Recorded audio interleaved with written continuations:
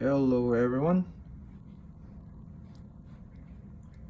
showing you guys the Xltek machine. This Xltek machine connected to the headbox, which is Xltek Natus Trex headbox. Now as you can see, the inputs here are FP1, FP2. So the FP1 starts in here and FP2 starts on the top. Okay, and so on. So our main focus right now is how to navigate this Xltek machine. 99% of the hospital using this software. We are proud to announce that we just get this Xltek machine. So now we are going to click Natus database in order to open the software. It opens up. This is the whole body of the software.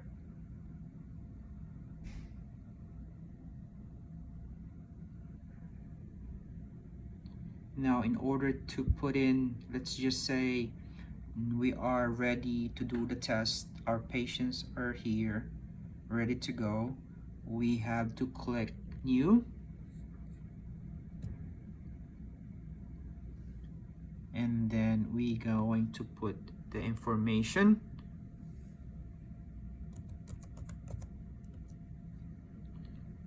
Let's just put the first name, last name, and then birthday, age. Depending where you work, what hospital you work, they will tell you what needs to be filled at blanks: birthday, gender, especially the ID. Usually the ID, which is the hospital MRN ID number for the billing, and study name, either 1 hour, 20 minutes, or 24 hours. Then the EEG number, they can track the number when you do patient, how many patient you're doing. Of course, below here you put the doctor's name, and then either inpatient or outpatient. Inpatient is like the patients in the hospital. Outpatient means the patient making an appointment to go into the hospital to do a test. Ward means the room number and the building number where you did the test. Now let's say you put everything that, you click start.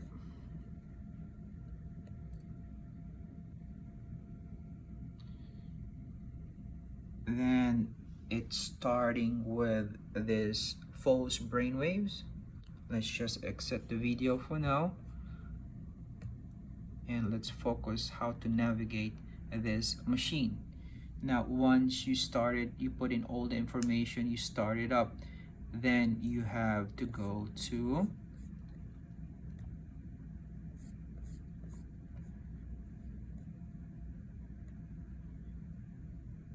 protocol. Okay, you have to go to protocol, and then after protocol you have different kind of stuff here, which is hyperventilation, impedance, and photic. So now since we're gonna put the wires on the patient head and we need to clean the area, we need to have a good impedance, right? So we click this one,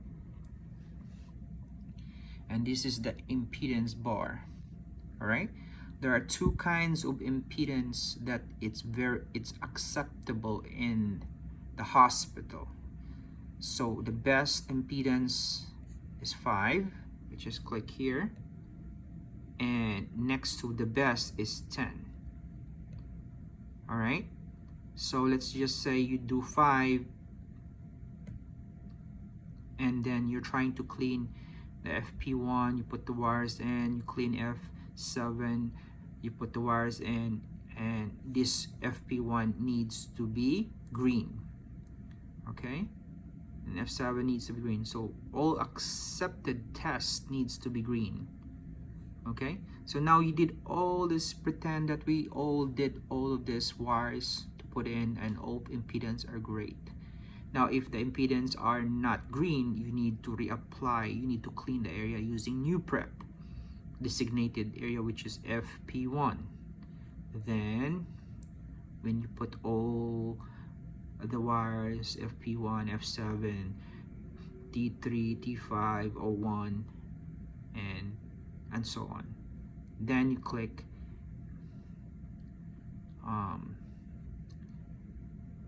and and stop recording, and then you have to do it, which is record in here again.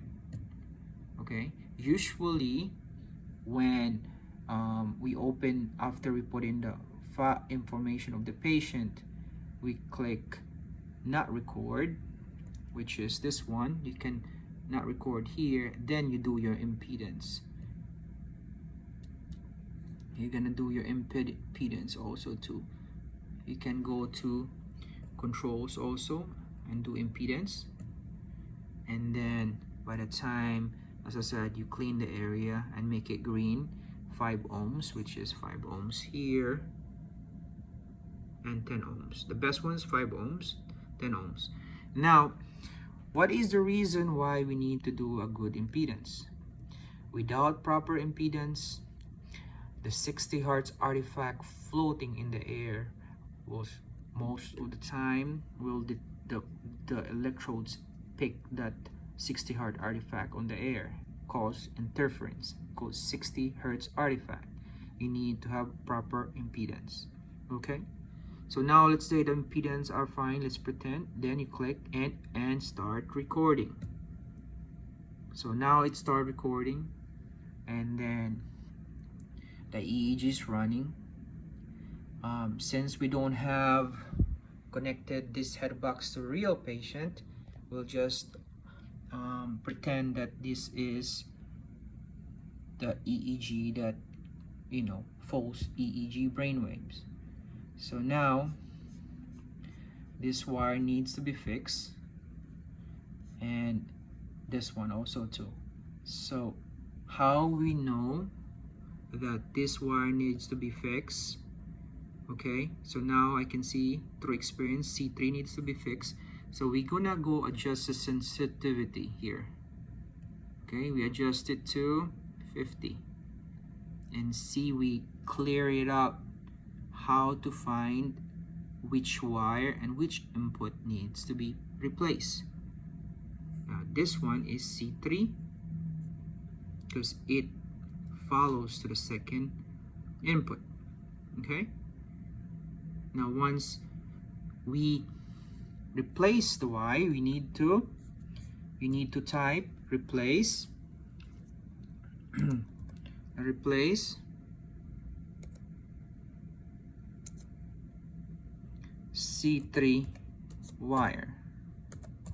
Okay, then click OK.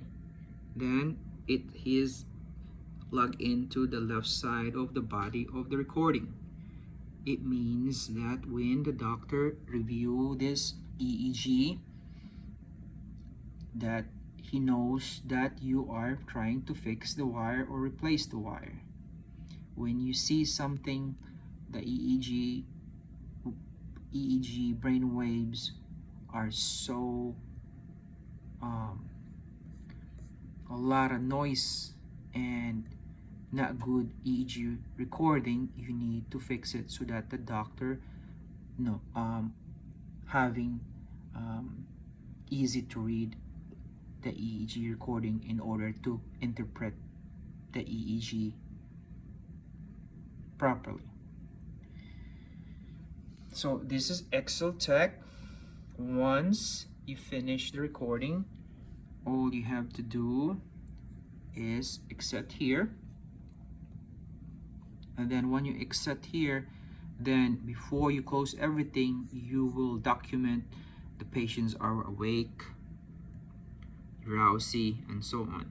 And then you put also here 89 year-old patient had seizure, okay? And then you have to document, also you have to ask the patient if they have seizure medication. Seizure meds,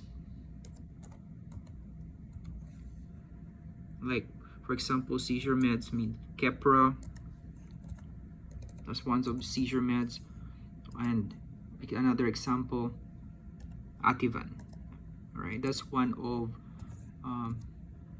seizure meds that given to the patient to control seizures activity, and they have more other seizures brands. And then once you put it in there, you click OK, and then are you sure? Yes. And then it logs in there the Xltek, the date, and the duration, how many minutes that we record. And then for example, doctor comes in, they want to review the recording that you did.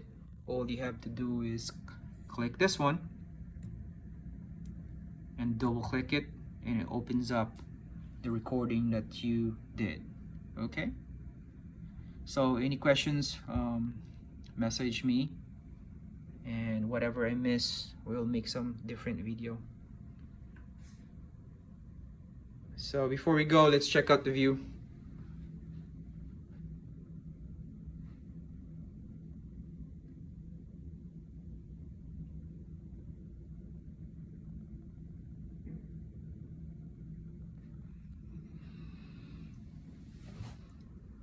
Thank you and have a good day.